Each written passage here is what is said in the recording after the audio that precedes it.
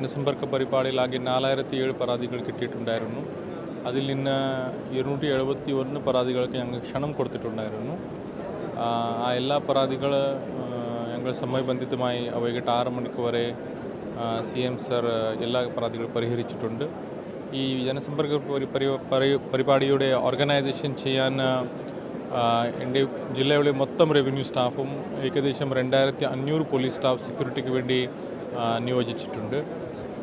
ഈ ഗ്രൗണ്ടിലെ ജനങ്ങൾക്ക് സൗകര്യങ്ങൾക്ക് വേണ്ടി എല്ലാ ഒരുക്കങ്ങളും ഞങ്ങൾ ചെയ്തിട്ടുണ്ട്. മെഡിക്കൽ ടീം, കുടിവെള്ളം, സൗജന്യമായി ഭക്ഷണം, സ്റ്റാഫിൻ്റെ ഭക്ഷണം, പിന്നെ എല്ലാവർക്കും ഇരിക്കാൻ, പിന്നെ രാത്രി സമയം ആണെങ്കിൽ പോലും തിരിച്ചു പോകാൻ ബസ് സൗകര്യങ്ങൾ, എല്ലാ സൗകര്യങ്ങളും ഞങ്ങൾ ഇവിടെ ചെയ്ത് ഒരുക്കി കൊടുത്തിട്ടുണ്ട്.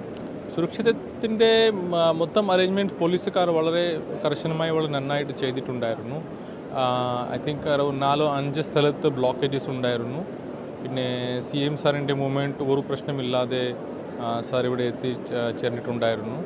പിന്നെ സ്റ്റേഡിയമിനകത്തുള്ള ക്രൗഡ് കൺട്രോളിന് വേണ്ടി I think about 500 to 600 police men ഇവിടെ പോസ്റ്റ് ചെയ്തിട്ടുണ്ടായിരുന്നു.